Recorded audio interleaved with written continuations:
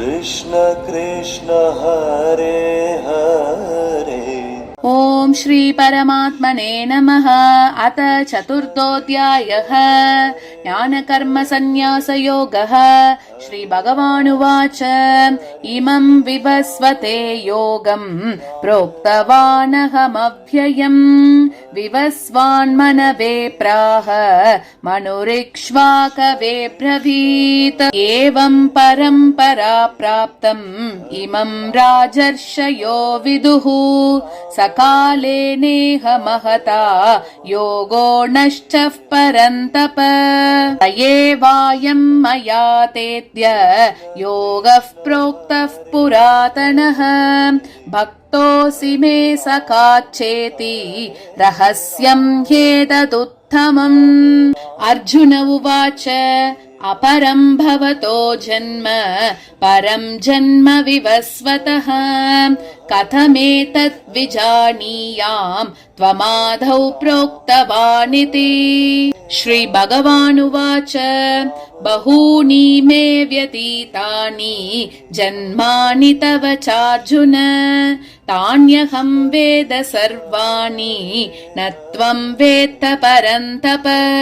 अजोऽपि सन्नव्ययात्मा भूतानामीश्वरोऽपि सन् प्रकृतिं स्वामधिष्ठाय सम्भवाम्यात्ममायया। यदा यदा हि धर्मस्य ग्लानिर्भवति भारत अभ्युत्थानमधर्मस्य तदात्मानं सृजाम्यहम्। परित्राणाय साधूनां विनाशाय च दुष्कृतां धर्म संस्थापनार्थाय सम्भवामि युगे युगे। जन्म कर्म च मे दिव्यम् एवं यो वेत्ति तत्त्वतः त्यक्त्वा देहं पुनर्जन्म नैति मामेति सोऽर्जुन। वीतरागभयक्रोधा मन्मया मामुपाश्रिताः बहवो ज्ञानतपसा पूता मद्भावमागताः। ये यथा मां प्रपद्यन्ते धर्मस्तथैव भजाम्यहम्। मम वर्त्मानुवर्तन्ते मनुष्याः पार्थ सर्वशः काङ्क्षन्तः कर्मणां सिद्धिं यजन्त इह देवताः। क्षिप्रं हि मानुषे लोके सिद्धिर्भवति कर्मजा। चातुर्वर्ण्यं मया सृष्टं गुणकर्म विभागशः तस्य कर्तारमपि मां विद्य कर्तारमव्ययम्। न मां कर्माणि लिम्पन्ति न मे कर्म बले स्पृहाम् इति मां योऽभिजानाति कर्मभिर्न स बध्यते। एवं ज्ञात्वा कृतं कर्म पूर्वैरपि मुमुक्षुभिः कुरु कर्मैव तस्मात् त्वं पूर्वैः पूर्वतरं कृतम्। किं कर्म किमकर्मेति कवयोऽप्यत्र मोहिताः तत्ते कर्म प्रवक्ष्यामि यज्ञात्वा मोक्ष्यसे शुभात्। कर्मणो ह्यपि बोद्धव्यं च विकर्मणः अकर्मणश्च बोद्धव्यं गहना कर्मणो गतिः। कर्मण्यकर्म यः पश्येत् अकर्मणि च कर्म यः स बुद्धिमान् मनुष्येषु स युक्तः कृत्स्न कर्म कृत्। यस्य सर्वे समारम्भाः कामसङ्कल्पवर्जिताः ज्ञानाग्निदग्धकर्माणं तमाहुः पण्डितं बुधाः।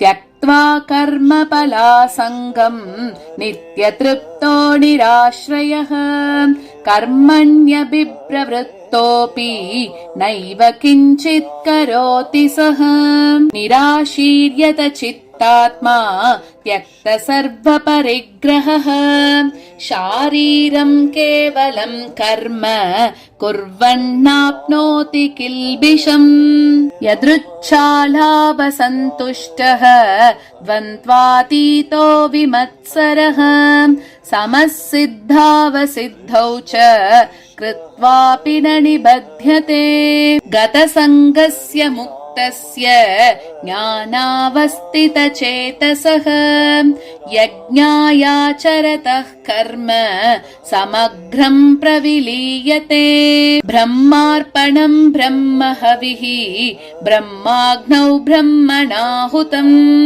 ब्रह्मैव तेन गन्तव्यम् ब्रह्म कर्म समाधिना दैवमेवापरे यज्ञम् योगिनः पर्युपासते ब्रह्माज्ञावपरे यज्ञम् यज्ञेनैवोपजुह्वति श्रोत्रादीनीन्द्रियाण्यन्ये संयमाग्निषु जुह्वति शब्दादीन् विषयानन्य इन्द्रियाग्निषु जुह्वति सर्वाणीन्द्रियकर्माणि प्राणकर्माणि चापरे आत्मसंयमयोगाग्नौ जुह्वति ज्ञानदीपिते द्रव्ययज्ञास्तपो यज्ञा योगयज्ञास्तथा परे स्वाध्यायज्ञानयज्ञाश्च यतयः संशितव्रताः अपाने जुह्वतिः प्राणम् प्राणे पानं तथा परे प्राणापानगतिरुद्ध्वा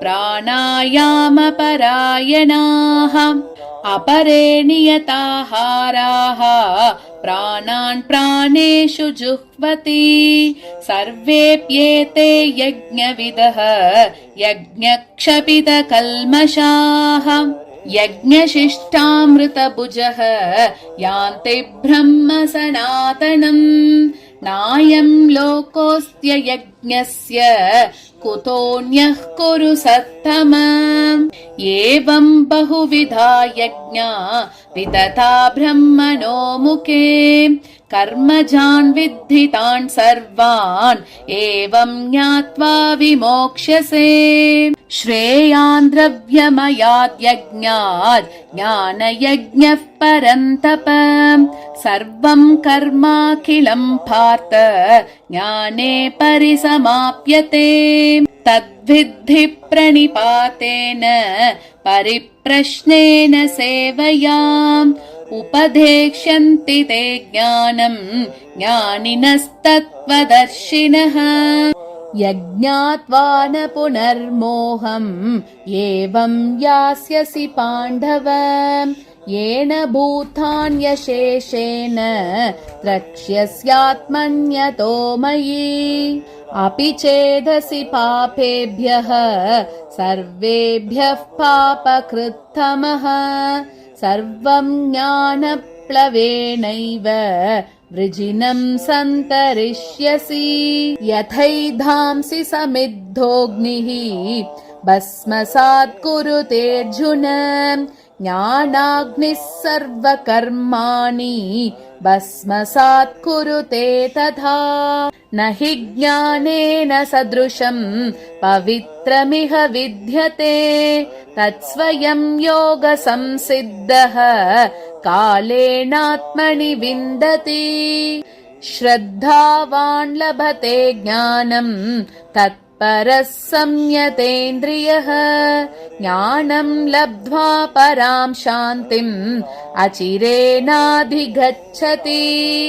अज्ञश्चाश्रद्धदानश्च संशयात्मा विनश्यति नायं लोकोऽस्ति न परः न सुखं संशयात्मनः योगसन्न्यस्तकर्माणं ज्ञानसञ्चिन्न संशयम् आत्मवन्तं न कर्माणि निबध्नन्ति धनञ्जय तस्मादज्ञानसम्भूतं हृत्स्थं ज्ञानासिनात्मनः चिद्वैनं संशयं योगम् आतिष्ठोत्तिष्ठ भारत। ॐ तत्सत् इति श्रीमद्भगवद्गीतासु उपनिषत्सु ब्रह्मविद्यायां योगशास्त्रे श्रीकृष्णार्जुनसंवादे ज्ञानकर्मसन्न्यासयोगो नाम चतुर्थोऽध्यायः। हरे कृष्ण कृष्ण कृष्ण हरे हरे